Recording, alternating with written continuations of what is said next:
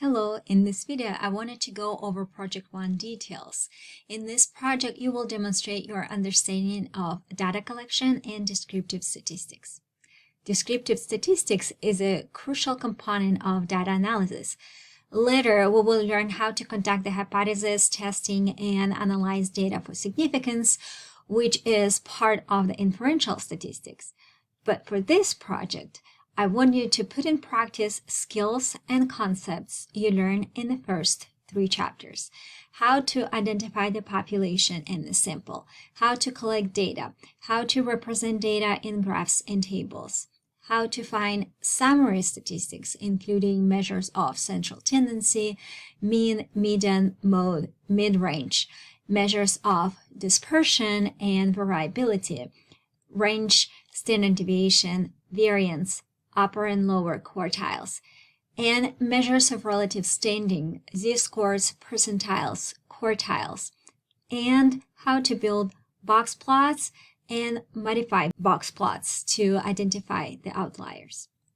For any project, we want to describe the population, but in many cases, in most of the cases, it's not possible to collect data from the whole population.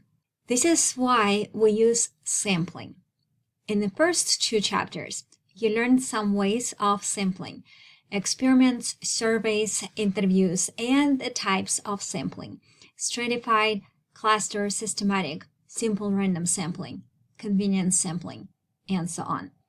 In your paper, you will first describe why you chose the topic and how you collect data for your project, as well as define the sampling method that you were using to collect data.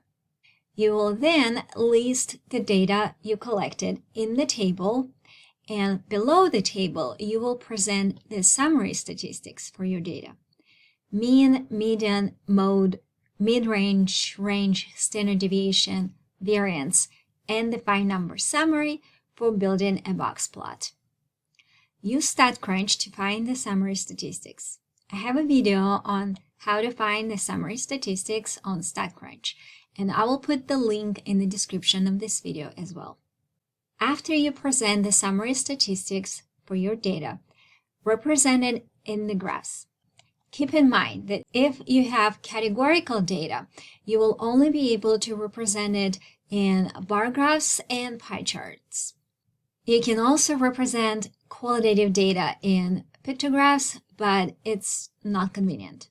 So what I would recommend when you collect the categorical data, include some numerical components to it. For example, you're wondering what type of cars people drive in AV. You're conducting a survey or a questionnaire about the car model that people drive. Include the question about the year of the car making, or how many years people own that car. Or another example, if you're collecting data on, say, what kind of music people prefer, you can include their age, for instance. So you could then build several graphs to compare what kind of music people prefer depending on their age. In conclusion, you may analyze data based on the graphs. Also, using knowledge from the last section of Chapter 3, you'll be able to identify significant high and significant low values and the outliers.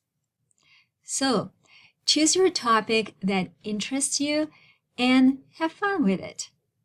This project is a good exercise to check your understanding of the concepts that you learned in the first 3 chapters of the course.